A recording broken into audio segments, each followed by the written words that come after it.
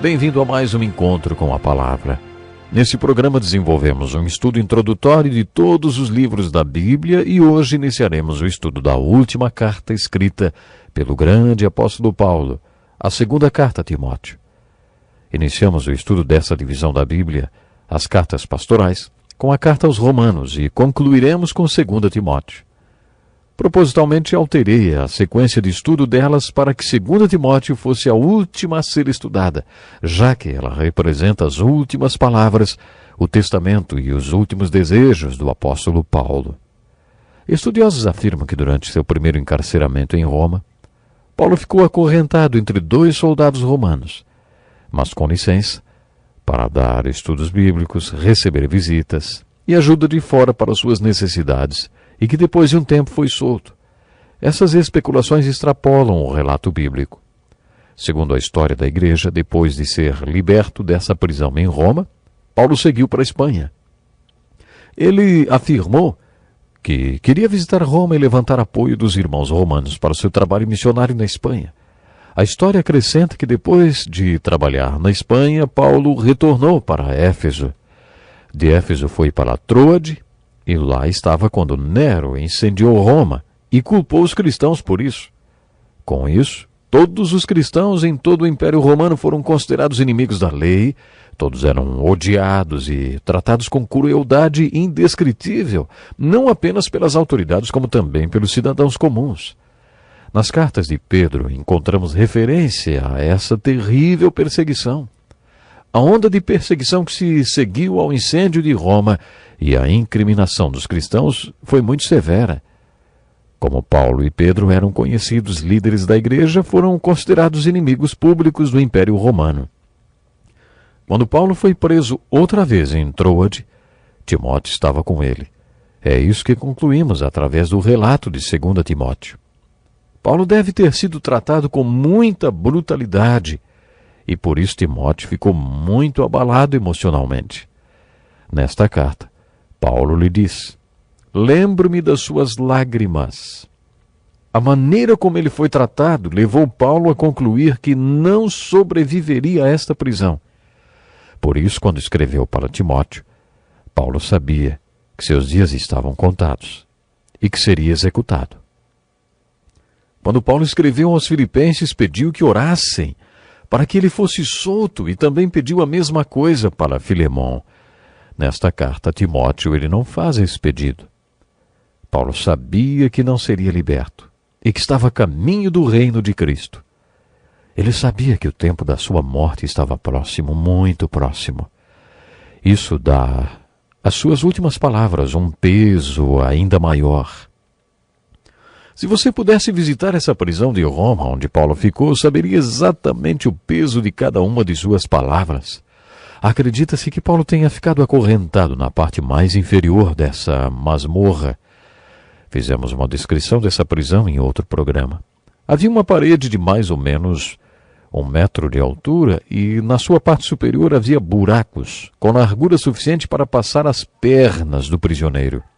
Depois que as pernas do prisioneiro passavam por esses buracos na parede, seus tornozelos eram acorrentados. Seus pulsos também eram acorrentados em direções opostas e o prisioneiro ficava como um pássaro de asas abertas, pronto para ser torturado a qualquer momento. Se fosse colocada tensão nas correntes, o prisioneiro ficava de pé. Se ele se comportasse, as correntes eram soltas para que ele pudesse sentar, mas nunca deitava. Também não era solto muitas vezes durante o dia para fazer suas necessidades. Por isso dá para imaginar quais eram as condições de higiene e o mau cheiro daquele lugar. Essa masmorra era um lugar terrível e horroroso. O esgoto da cidade passava pelas rachaduras de suas paredes, tornando a vida naquele local insuportável. Todas essas condições impostas pelos romanos visavam tornar os dias e as noites dos prisioneiros desesperadoras. Além de tudo isso, os prisioneiros ainda eram torturados, infligindo dor e horror ao prisioneiro sem lhe tirar a vida. Foi um lugar como este que Paulo passou seus últimos dias. Esse tipo de prisão na masmorra e as torturas pelos quais os prisioneiros passavam eram reservados para os piores criminosos. E essas foram as condições dos últimos dias de Paulo, sob as quais ele escreveu sua última carta para seu amado filho Timóteo.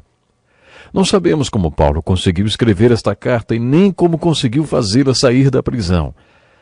Paulo dá testemunho de um homem chamado Onesíforo, que não teve vergonha de suas cadeias, o que significa que ele não teve medo de ser identificado com Paulo.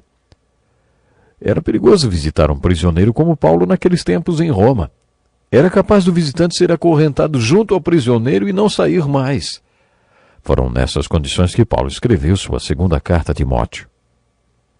Com tudo isso, Paulo conta a Timóteo que todos os da província da Ásia o abandonaram, com poucas exceções como o velho Onesíforo e seu dedicado e amado médico Lucas.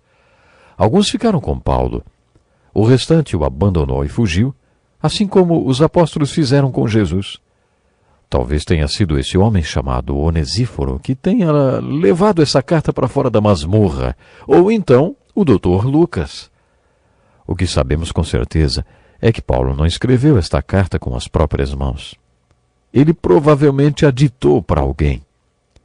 Com essas informações sobre a prisão em que Paulo estava e conhecendo um pouco mais sobre como ele viveu na época em que escreveu esta carta, podemos ter uma maior dimensão do seu contexto e do peso que teve cada palavra que saiu do coração de Paulo. Seria bom que se fizesse um filme sobre a vida de Paulo, mostrando-o acorrentado nessa prisão. O roteiro seria a segunda carta a Timóteo. Eu gostaria que você memorizasse e estudasse essas últimas palavras de Paulo. Se pudéssemos ouvi-las dentro do contexto onde tudo aconteceu, captaríamos melhor o sentido e o significado dela. Depois dessa introdução, acho que podemos iniciar o estudo de 2 Timóteo. Dou graças a Deus a quem sirvo com a consciência limpa, como serviram os meus antepassados, ao lembrar-me constantemente de você noite e dia em minhas orações. Você tem problemas para dormir? Se você estivesse acorrentado como Paulo estava naquela prisão de Roma, você acha que conseguiria dormir? Será que suas noites demorariam a passar? Paulo passava as longas noites na masmorra orando. Ele foi um grande guerreiro de oração. Já falamos aqui que se fizéssemos uma lista de todas as pessoas que Paulo mencionou em suas cartas pelas quais ele orava, concluiríamos que era uma lista muito longa e que por isso ele devia passar muito tempo orando. Paulo compartilhou com Timóteo. Dou graças a Deus, a quem sirvo com a consciência limpa, como serviram os meus antepassados ao lembrar-me constantemente de você noite e dia em minhas orações. Lembro-me das suas lágrimas e desejo muito vê-lo, para que a minha alegria seja completa.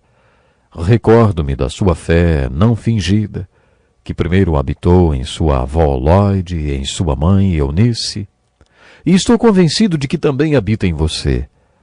Por essa razão, torno a lembrar-lhe que mantenha viva a chama do dom de Deus que está em você mediante a imposição das minhas mãos, pois Deus não nos deu espírito de covardia, mas de poder, de amor e de equilíbrio.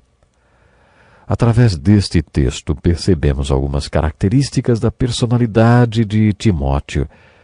Ele tinha sido muito tímido e talvez enfrentasse problemas para se relacionar com as pessoas. Eu já mencionei para vocês que me identifico com ele porque muitos anos atrás tive de superar a timidez e foi muito difícil para mim.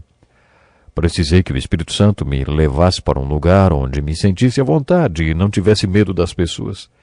Hoje posso afirmar que minha maior alegria é ter comunhão com as pessoas e me relacionar com elas, mas para isso foi preciso que eu vivesse um milagre. Timóteo também precisou desse tipo de milagre. Paulo sugere que o milagre de Timóteo aconteceu através da imposição de mãos. Paulo relembra Timóteo do acontecido. Torno a lembrar-lhe que mantenha viva a chama do dom de Deus que está em você, mediante a imposição das minhas mãos. Pois Deus não nos deu espírito de covardia, mas de poder, de amor e de equilíbrio. A essa altura muitos já não queriam ser associados à pessoa de Paulo. Paulo incentivou Timóteo. Portanto, Não se envergonhe de testemunhar do Senhor, nem de mim, que sou prisioneiro dele, mas suporte comigo os meus sofrimentos pelo Evangelho, segundo o poder de Deus. Paulo exorta: não se envergonhe de testemunhar do Senhor, nem de mim. Paulo exortou Timóteo a se posicionar a favor de Cristo. Naqueles tempos de intensa perseguição, se uma pessoa negasse a Cristo, provavelmente sobreviveria. Paulo não estava estimulando Timóteo a se esconder. Ele não estava dizendo: não deixe que ninguém descubra que você segue a Cristo. Paulo estava incentivando exatamente o contrário. Ele fez um belo resumo do Evangelho, onde revelou seu coração missionário. Segundo o poder de Deus que nos salvou e nos chamou com uma santa vocação, não em virtude das nossas obras, mas por causa da sua própria determinação e graça. Esta graça nos foi dada em Cristo Jesus desde os tempos eternos, sendo agora revelada pela manifestação de nosso Salvador, Cristo Jesus. Ele tornou inoperante a morte e trouxe à luz a vida e a imortalidade por meio do Evangelho. Desse Evangelho fui constituído pregador, apóstolo e mestre. Por essa causa também sofro, mas não me envergonho, porque sei em quem tenho crido e estou bem certo de que Ele é poderoso para guardar o que lhe confiei até aquele dia. Retém a fé e o amor em Cristo Jesus, o modelo da sã doutrina que você ouviu de mim. Quanto ao que lhe foi confiado, guarde-o, por meio do Espírito Santo, que habita em nós. Meu tempo acabou hoje, mas antes de encerrar, tenho um desafio para lançar que parece até meio óbvio. Apesar de ser tão importante podermos dizer eu sei no que acredito, é mais importante que todos digamos com Paulo, porque sei em quem tenho crido e estou bem certo de que Ele é poderoso para guardar o que lhe confiei até aquele dia. Você pode ter um relacionamento com Jesus Cristo, essa é a verdade. Mas agora eu pergunto, você já tem esse relacionamento? Você sabe em quem tem crido? Medite nisto e até o nosso próximo encontro com a Palavra. Este é um estudo escrito pelo Dr. Dick Woodward, na voz do pastor Edson Bruno.